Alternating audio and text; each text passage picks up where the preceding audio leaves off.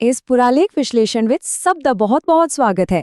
ਅੱਜ ਆਪਾਂ ਪੁਰਾਤਨ ਅਧਿਆਤਮਿਕ ਸਾਹਿਤ ਦੇ ਖਜ਼ਾਨੇ ਵਿੱਚੋਂ ਕੱਢੇ ਗਏ ਇੱਕ ਬਹੁਤ ਹੀ ਡੂੰਘੇ ਅਤੇ ਰੂਹਾਨੀ ਸਫ਼ਰ ਤੇ ਚੱਲਣ ਵਾਲੇ ਹਾਂ।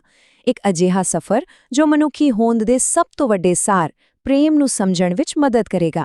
ਬਿਨਾਂ ਕਿਸੇ ਦੇਰੀ ਦੇ ਆਓ ਇਸ ਅਦਭੁਤ ਯਾਤਰਾ ਦੀ ਸ਼ੁਰੂਆਤ ਕਰਦੇ ਹਾਂ।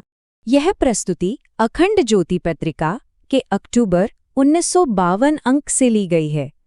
आज का विषय है प्रेम पथ की यात्रा। इसके मार्गदर्शक युग ऋषि पंडित श्री राम शर्मा आचार्य जी हैं। अच्छा, आओ इस विच डूंघाई नाल जाइए। ਅੱਜ ਦੀ ਚਰਚਾ ਦਾ ਢਾਂਚਾ 4 ਮੁੱਖ ਭਾਗਾਂ ਵਿੱਚ ਵੰਡਿਆ ਹੋਇਆ ਹੈ। ਪਹਿਲਾ, ਵਿਸ਼ੁੱਧ ਪ੍ਰੇਮ ਦਾ ਦਰਸ਼ਨ। ਦੂਜਾ, ਵਿਸ਼ਵ ਪ੍ਰੇਮ ਦਾ ਅਧਿਆਤਮਿਕ ਵਿਕਾਸ। ਤੀਜਾ, ਦੈਨਿਕ ਜੀਵਨ ਵਿੱਚ ਵਿਵਹਾਰਕ ਪ੍ਰਯੋਗ। ਅਤੇ ਚੌਥਾ, ਅੰਤਿਮ ਰੂਪਾਂਤਰਣ ਅਤੇ ਆਤਮਦਰਸ਼ਨ। ਇਹ ਇੱਕ ਬਿਲਕੁਲ ਸਪਸ਼ਟ ਅਤੇ ਤਰਕਪੂਰਨ ਰਸਤਾ ਹੈ ਜੋ ਸਾਨੂੰ ਇੱਕ ਡੂੰਘੀ ਸਮਝ ਵੱਲ ਲੈ ਜਾਵੇਗਾ। ਆਓ ਪਹਿਲੇ ਭਾਗ ਤੋਂ ਸ਼ੁਰੂ ਕਰਦੇ ਹਾਂ, ਵਿਸ਼ੁੱਧ ਪ੍ਰੇਮ ਦਾ ਦਰਸ਼ਨ। ਇਹ ਸਮਝਣਾ ਬਹੁਤ ਜ਼ਰੂਰੀ ਹੈ ਕਿ ਅਸਲ ਇਲਾਹੀ ਭਗਤੀ ਅਤੇ ਦੁਨਿਆਵੀ ਮੋਹ ਵਿੱਚ ਆਖਰ ਫਰਕ ਕੀ ਹੈ, ਕਿਉਂਕਿ ਸਰੋਤ ਸਾਨੂੰ ਦੱਸਦਾ ਹੈ ਕਿ ਜਿਸ ਨੂੰ ਆਪਾਂ ਆਮ ਤੌਰ ਤੇ ਪਿਆਰ ਸਮਝ ਲੈਂਦੇ ਹਾਂ, ਉਹ ਅਸਲ ਵਿੱਚ ਕੁਝ ਹੋਰ ਹੀ ਹੁੰਦਾ ਹੈ। ਅਸਲ ਵਿੱਚ ਨਾ, ਵਿਸ਼ੁੱਧ ਪ੍ਰੇਮ ਅਤੇ ਸਰੀਰਕ ਪ੍ਰੇਮ ਦੇ ਵਿਚਕਾਰ ਦਾ ਅੰਤਰ ਬਿਲਕੁਲ ਦਿਨ ਅਤੇ ਰਾਤ ਵਰਗਾ ਹੈ। ਸ਼ੁੱਧ ਪ੍ਰੇਮ ਨੂੰ ਇੱਕ ਸੱਚੇ ਭਗਤ ਦੇ ਅੰਦਰੋਂ ਨਿਕਲਣ ਵਾਲੇ ਸਹਿਜ ਸਨੇਹ ਦੇ ਨਿਰੰਤਰ ਪ੍ਰਵਾਹ ਵਜੋਂ ਪਰਿਭਾਸ਼ਿਤ ਕੀਤਾ ਗਿਆ ਹੈ, ਇੱਕ ਸਦੀਵੀ ਅਹਿਸਾਸ, ਜਦਕਿ ਦੂਜੇ ਪਾਸੇ ਸਰੀਰਕ ਖਿੱਚ ਸਿਰਫ ਇੱਕ ਵਿਕਾਰ ਅਤੇ ਮੋਹ ਦਾ ਉਨਮਾਦ ਹੈ। ਇਹ ਬਸ ਇੱਕ ਭ੍ਰਮ ਹੈ ਜੋ ਬਹੁਤ ਹੀ ਅਸਥਾਈ ਹੈ। ਅਤੇ ਇਸੇ ਡੂੰਘਾਈ ਨੂੰ ਸਮਝਾਉਂਦੇ ਹੋਏ मूल पाठ बिल्कुल स्पष्ट शब्दों विच ऐलान करता है, संसार में एकमात्र सार वस्तु प्रेम ही है। यानी दुनिया दियां बाकी सारियां चीज़ां खोखलियां अते नाशवान हन, केवल प्रेम ही वो तत्त है जो हमेशा कायम रहिंदा है।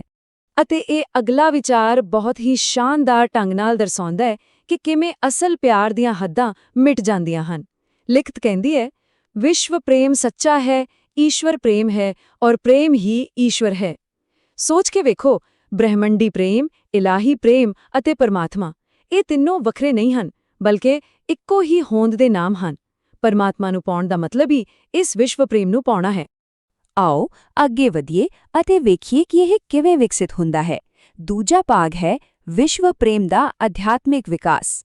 ਇੱਥੇ ਆਪਾਂ ਸਮਝਾਂਗੇ ਕਿ ਇੱਕ ਮਨੁੱਖੀ ਹਿਰਦਾ ਵਿਗਿਆਨਿਕ ਅਤੇ ਅਧਿਆਤਮਿਕ ਤੌਰ ਤੇ ਕਿਵੇਂ ਫੈਲਦਾ ਹੈ, ਕਿਵੇਂ ਉਹ ਆਪਣੀਆਂ ਛੋਟੀਆਂ ਸੀਮਾਵਾਂ ਨੂੰ ਤੋੜ ਕੇ ਪੂਰੇ ਬ੍ਰਹਿਮੰਡ ਨੂੰ ਕਲਾਵੇ ਵਿੱਚ ਲੈਂਦਾ ਹੈ। ਪਰ ਇਸ ਕੁਦਰਤੀ ਫੈਲਾਓ ਦੇ ਰਸਤੇ ਵਿੱਚ ਸਭ ਤੋਂ ਵੱਡੀ ਰੁਕਾਵਟ ਕੀ ਹੈ? ਸਰੋਤ ਸਾਡਾ ਧਿਆਨ ਇਨ੍ਹਾਂ ਨਕਾਰਾਤਮਕ ਭਾਵਨਾਵਾਂ ਵੱਲ ਖਿੱਚਦਾ ਹੈ। ਸਵਾਰਥਪਰਤਾ, ਲੋਭ, ਅਹੰਕਾਰ, ਮਿਥਿਆ ਅਭਿਮਾਨ ਔਰ ਘਿਰਣਾ ਹਿਰਦੇ ਕੋ ਸੰਕੁਚਿਤ ਕਰਤੇ ਹੈ। ਇਹ ਬੁਰਾਈਆਂ ਹਿਰਦੇ ਨੂੰ ਸੁੰਗੜ ਦਿੰਦੀਆਂ ਹਨ। ਜਦੋਂ ਤੱਕ ਇਹ ਕੰਧਾਂ ਨਹੀਂ ਟੁੱਟਦੀਆਂ, ਵਿਸ਼ਵ ਪ੍ਰੇਮ ਦਾ ਵਿਕਾਸ ਬਿਲਕੁਲ ਅਸੰਭਵ ਹੈ। ਚੇਤਨਾ ਦੇ ਵਿਕਾਸ ਦਾ ਸਫ਼ਰ ਬੜਾ ਹੀ ਦਿਲਚਸਪ ਹੈ। ਸ਼ੁਰੂ ਵਿੱਚ ਮਨੁੱਖ ਸਿਰਫ ਆਪਣੇ ਪਰਿਵਾਰ ਅਤੇ ਕੁਝ ਖਾਸ ਰਿਸ਼ਤੇਦਾਰਾਂ ਨਾਲ ਹੀ ਪਿਆਰ ਕਰਦਾ ਹੈ। ਇਹ ਪਹਿਲਾ ਕਦਮ ਹੈ। ਫਿਰ ਜਿਵੇਂ-ਜਿਵੇਂ ਵਿਕਾਸ ਹੁੰਦਾ ਹੈ, ਉਹ ਆਪਣੇ ਜ਼ਿਲ੍ਹੇ ਅਤੇ ਪ੍ਰਾਂਤ ਦੇ ਲੋਕਾਂ ਨਾਲ ਜੁੜਦਾ ਹੈ। ਤੀਜੇ ਕਦਮ ਤੇ ਇਹ ਪਿਆਰ ਪੂਰੇ ਦੇਸ਼ ਵਾਸੀਆਂ ਤੱਕ ਫੈਲ ਜਾਂਦਾ ਹੈ ਅਤੇ ਅਖੀਰ ਵਿੱਚ ਇਹ ਸਾਰੀਆਂ ਹੱਦਾਂ ਪਾਰ ਕਰਕੇ ਪੂਰੇ ਬ੍ਰਹਿਮੰਡ ਤੱਕ ਪਹੁੰਚ ਜਾਂਦਾ ਹੈ, ਜਿੱਥੇ ਹਰ ਇੱਕ ਜੀਵ ਨਾਲ ਪ੍ਰੇਮ ਹੋ ਜਾਂਦਾ ਹੈ। ਅਤੇ ਜਦੋਂ ਇਹ ਅੰਤਿਮ ਅਵਸਥਾ ਆਉਂਦੀ ਹੈ ਤਾਂ ਅਹਿਸਾਸ ਕਿੰਨਾ ਮੁਕਤੀਦਾਇਕ ਹੁੰਦਾ ਹੈ। ਇਹ ਪਾਠ ਇੰਜ ਬਿਆਨ ਕਰਦਾ ਹੈ, इस प्रकार जब वो विश्व प्रेम का विकास करता है, तब उसके प्रतिबंध टूट जाते हैं, उसका हृदय असीम रूप से विकसित हो जाता है। बिल्कुल सारियां दुनियावी बंदिशां टूट जानियां हैं ਅਤੇ ਹਿਰਦਾ ਅਸੀਮਿਤ ਹੋ ਜਾਂਦਾ ਹੈ। ਇਹੀ ਸੱਚੀ ਆਜ਼ਾਦੀ ਹੈ। ਇਸ ਲਈ ਸਭ ਤੋਂ ਮਹੱਤਵਪੂਰਨ ਨੁਕਤਾ ਇਹੀ ਹੈ ਕਿ ਅਸੀਂ ਇਸ ਡੂੰਘੇ ਫਲਸਫੇ ਨੂੰ ਅਮਲੀ ਰੂਪ ਵਿੱਚ ਕਿਵੇਂ ਵਰਤੀਏ। ਤੀਜਾ ਭਾਗ ਸਾਨੂੰ ਦੈਨਿਕ ਜੀਵਨ ਵਿੱਚ ਵਿਵਹਾਰਿਕ ਪ੍ਰਯੋਗ ਵੱਲ ਲੈ ਕੇ ਜਾਂਦਾ ਹੈ, ਕਿਉਂਕਿ ਵਿਸ਼ਵ ਪ੍ਰੇਮ ਦੀਆਂ ਗੱਲਾਂ ਕਰਨੀਆਂ ਸੌਖੀਆਂ ਹਨ, ਪਰ ਇਸ ਨੂੰ ਜੀਵਨ ਵਿੱਚ ਉਤਾਰਨਾ ਅਸਲੀ ਕੰਮ ਹੈ। ਇਹ ਪਾਠ ਸਾਡੇ ਸਾਹਮਣੇ ਇੱਕ ਬੜਾ ਤਿੱਖਾ ਪਰ ਜ਼ਰੂਰੀ ਸਵਾਲ ਖੜਾ ਕਰਦਾ ਹੈ। ਆਮ ਤੌਰ ਤੇ ਆਪਾਂ ਸਾਰਾ ਦਿਨ ਕੀ ਪੁੱਛਦੇ ਹਾਂ? ਬੈਂਕ ਵਿੱਚ ਕਿੰਨਾ ਪੈਸਾ ਹੈ, ਕਿਸਨੇ ਕੀ ਕਿਹਾ?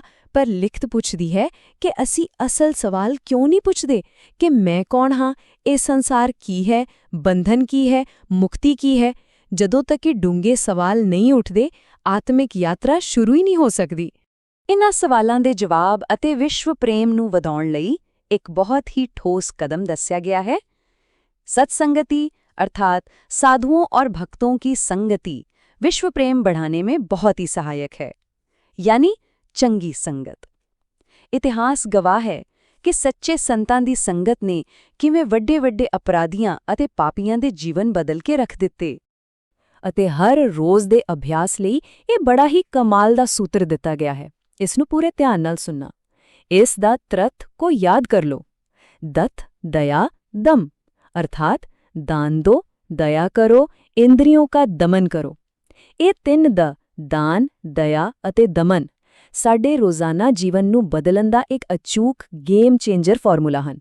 ਇੱਥੇ ਕੁਝ ਹੋਰ ਸਿੱਧੀਆਂ ਅਤੇ ਸਪਸ਼ਟ ਹਿਦਾਇਤਾਂ ਵੀ ਨੇ ਜੋ ਸਾਡੇ ਹੰਕਾਰ ਨੂੰ ਜੜੋਂ ਖਤਮ ਕਰਦੀਆਂ ਹਨ, ਜਿਵੇਂ ਜੋ ਵੀ ਕੰਮ ਜਾਂ ਸੇਵਾ ਕਰੋ, ਬਦਲੇ ਵਿੱਚ ਕਿਸੇ ਧੰਨਵਾਦ ਦੀ ਉਮੀਦ ਨਾ ਰੱਖੋ।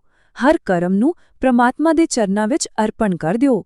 ਪਿਆਰ ਸਿਰਫ ਪਿਆਰ ਦੇ ਲਈ ਕਰੋ ਅਤੇ ਕੰਮ ਸਿਰਫ ਕੰਮ ਦੇ ਲਈ, ਬਿਨਾਂ ਕਿਸੇ ਫਲ ਦੀ ਇੱਛਾ ਦੇ। ਇਹ ਨਿਰਸਵਾਰਥ ਜੀਵਨ ਜਿਉਣ ਦੇ ਬਹੁਤ ਹੀ ਡੂੰਘੇ ਤਰੀਕੇ ਹਨ। ਹੁਣ ਆਪਾਂ ਇਸ ਪੇਸ਼ਕਾਰੀ ਦੇ ਆਖਰੀ ਅਤੇ ਸਭ ਤੋਂ ਸ਼ਾਂਤੀਪੂਰਨ ਭਾਗ ਵਿੱਚ ਦਾਖਲ ਹੁੰਦੇ ਹਾਂ, ਅੰਤਿਮ ਰੂਪਾਂਤਰਣ ਅਤੇ ਆਤਮ ਦਰਸ਼ਨ। ਜਦੋਂ ਕੋਈ ਇਸ ਪ੍ਰੇਮ ਦੇ ਰਾਹ ਤੇ ਪੂਰੀ ਤਰ੍ਹਾਂ ਤੁਰ ਪੈਂਦਾ ਹੈ ਤਾਂ ਅੰਤ ਵਿੱਚ ਉਸ ਦੀ ਆਤਮਿਕ ਅਵਸਥਾ ਕਿਹੋ ਜਿਹੀ ਹੁੰਦੀ ਹੈ, ਆਓ ਉਹ ਵੇਖੀਏ। ਲਿਖਤ ਵਿੱਚ ਇੱਕ ਬਹੁਤ ਹੀ ਖੂਬਸੂਰਤ ਮੈਟਾਫਰ ਯਾਨੀ ਅਲੰਕਾਰ ਵਰਤਿਆ ਗਿਆ ਹੈ। ਇੱਕ ਸੱਚੇ ਵੈਸ਼ਨਵ ਵਿੱਚ ਨਿਮਰਤਾ ਕਿੰਨੀ ਹੋਣੀ ਚਾਹੀਦੀ ਹੈ, ਪੈਰਾਂ ਹੇਠ ਕੁਚਲੀ ਹੋਈ ਘਾਹ ਤੋਂ ਵੀ ਵੱਧ, ਅਤੇ ਸਹਿਣਸ਼ੀਲਤਾ ਇੱਕ ਵੱਡੇ ਰੁੱਖ ਤੋਂ ਵੀ ਜ਼ਿਆਦਾ। ਮਤਲਬ ਕਿ ਦੂਜਿਆਂ ਤੋਂ ਸਤਿਕਾਰ ਦੀ ਮੰਗ ਕੀਤੇ ਬਿਨਾਂ ਸਭ ਨੂੰ ਸਤਿਕਾਰ ਦੇਣਾ ਹੀ ਅਸਲ ਰੂਪਾਂਤਰਣ ਹੈ। ਅਤੇ ਇਸ ਪੂਰੀ ਯਾਤਰਾ ਦਾ ਸਭ ਤੋਂ ਉੱਚਾ ਅਤੇ ਗੰਭੀਰ ਸਿਧਾਂਤ ਇਹ ਹੈ, ਮਨੁੱਖ ਵਾਸਤਵ में परमात्मा का स्वरूप है, ऐसा समझकर उनकी सेवा करो। ਪ੍ਰੇਮ ਦਾ ਸਭ ਤੋਂ ਵੱਡਾ ਪ੍ਰਗਟਾਵਾ ਇਹੀ ਹੈ ਕਿ ਹਰ ਮਨੁੱਖ ਦੇ ਅੰਦਰ ਉਸੇ ਇਲਾਹੀ ਨੂਰ ਨੂੰ, ਉਸ ਪਰਮਾਤਮਾ ਨੂੰ ਵੇਖਿਆ ਜਾਵੇ ਅਤੇ ਉਸੇ ਭਾਵਨਾ ਨਾਲ ਸੇਵਾ ਕੀਤੀ ਜਾਵੇ। ਹੁਣ ਇਸ ਸਲਾਈਡ ਬਾਰੇ ਜੋ ਸੱਚਮੁੱਚ ਦਿਲਚਸਪ ਹੈ ਉਹ ਇਹ ਹੈ ਕਿ ਇਹ ਸਾਰਾ ਸਫ਼ਰ ਅੰਤ ਵਿੱਚ ਸਾਨੂੰ ਦਿੰਦਾ ਕੀ ਹੈ।